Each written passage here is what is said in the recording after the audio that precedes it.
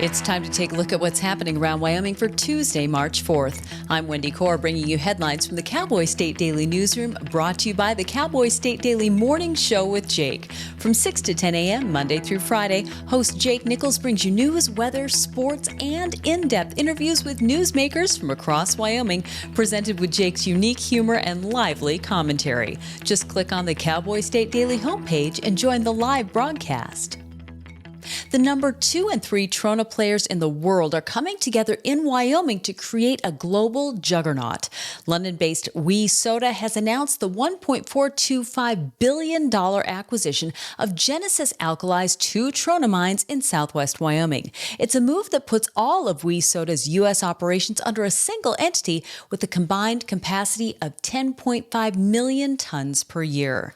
Cowboy State Daily's Renee Jean reports that makes it the largest natural soda ash producer in the world and positions it well to take on China and other international competitors in the trona sector. They're based in London, but they have trona mines in Turkey, and they have purchased 2 Wyoming trona mines owned by Genesis Alkali. It does make them the world's largest trona producer. We've put the number 2 and the number 3 trona producers together, and that's going to create just a juggernaut, really. The acquisition included a port in Oregon, which I think that's kind of a juicy asset. We've had some trouble getting new ports built. They already have existing logistics networks with some of the areas that WeSoda hadn't been serving, like South America. So it's a pretty good acquisition. WeSoda spokeswoman Liz Brimmer told Cowboy State Daily that the news is fantastic for Wyoming and positions the Cowboy State to be a leader in the trona industry for decades. A last-ditch budget compromise from the Wyoming House of Representatives was rejected by Senate leadership on Monday, paving the way for what will become a mad dash to cram pieces of the rejected supplemental budget into other bills before the legislature adjourns Thursday. Cowboy State Daily's Leo Wolfson reports that leadership from both chambers met Monday morning to consider a proposal brought forward by the House, which would return to the original supplemental budget approved by the Joint Appropriations Committee, along with 6 amendments that both sides agreed to in their respective versions of the budget. But the Senate rejected it. Representative John Baer said they were concerned about spending. I spoke to members of the Senate leadership later in the day. They basically explained that they just didn't see a purpose to try to hammer out an agreement when they already felt like the budget was pretty small and they felt like the parts of it that needed to get passed could be put into other bills. There's certainly people out there who disagree with that conclusion. I spoke to Holly Krutka. She's the executive director of the University of Wyoming School of Energy Resources, and she had requested $2 million to continue construction on a project that will be working to find alternative uses for coal in Wyoming. Now that money is totally gone, and Krutka has no idea where they're going to get it from, but she has no hopes that it's going to get put into any other bill this legislative session. That is what we're seeing with a number of other bills. Senate President Bo Beitman confirmed to Cowboy State Daily there's still no budget on the table of any kind, and one won't be created over the last 4 days of the 2025 legislative session. Prayers and support are pouring in from all over the state for a local firefighter in Laramie who was left at least temporarily paralyzed when a massive stone fireplace chase collapsed on him and a colleague responding to a house fire late Friday. Dylan Schilt was continuing to recover Monday at the UC Health Medical Center of the Rockies in Loveland, Colorado. That's what his father, Mike Schilt, told Cowboy State Daily's Mark Hines. The house fire wasn't really a fire as such. It was just a lot of smoke in the place. They couldn't tell where it was coming from. So a couple firefighters went inside, and I guess inside the great room with high ceilings, there was what they call a fireplace chase, which is just a stone structure built off the chimney of a fireplace. Unfortunately, that collapsed on these 2 guys when they were inside. The one who got the worst of it was Dylan Schilt, a Laramie native, one of 6 siblings that grew up here in Laramie. He is at least temporarily paralyzed. His back was broken when all this rock stonework came down on top of him. I talked to his father today. As near as they can tell, the spinal cord itself is not damaged, but there's a lot of damage to the spine, and so they're kind of keeping their fingers crossed. The collapse that injured Dylan and the other firefighters serves as a stark reminder of how dangerous their profession is. The family has received calls and messages of concern from Governor Mark Gordon, the mayor of Laramie, and countless other officials and Wyoming residents.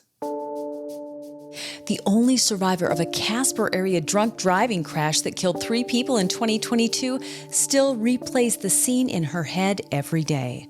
The driver, Stephen Spearman of Casper, was sentenced to between 18 and 20 years in prison. The lone survivor of the crash, Tahela Kotala, told Cowboy State Daily's Claire McFarland that although people keep telling Kotala she should be grateful to have survived, she said it haunts her. It sounded like one of the hardest parts was when she went to the families of those who died. And it was supposed to be, okay, tell us what happened, describe it for us. And all that she really wanted to say was, I'm sorry. That's all that wanted to come out of her was, I'm so sorry that I was the one that lived and I know you were looking for someone else. Since the crash, she's had 2 knee surgeries to repair 2 knee ligaments and her meniscus, and she's preparing to get a third.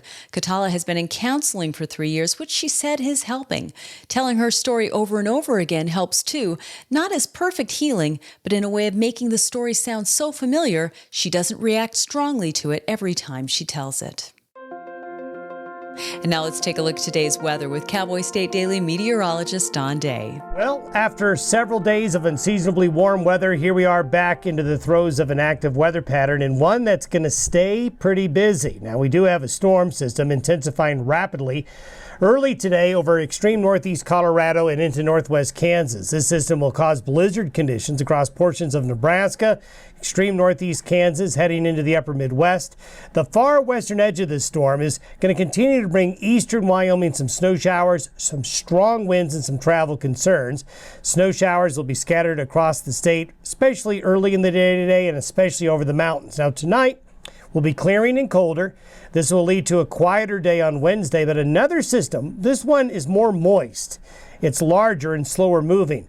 This will threaten a good chance of snow Wednesday night, Thursday into Friday over most of the state, especially this time around. The west and central parts of Wyoming and east central Wyoming could see accumulating snowfall with this second storm, along with much colder temperatures. So stock growers and travelers, you're going to need to monitor the weather throughout the entire week. You can get Don's full forecast on the Cowboy State Daily website. I'll be back in just 15 seconds with more news. Wyoming Relay provides telephone access for people with hearing loss and access for people with speech disabilities. We offer services and specialized equipment at no cost to you.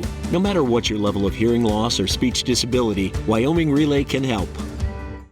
Wyoming's congressional delegation is welcoming President Donald Trump's Saturday executive order designating English as the nation's official language.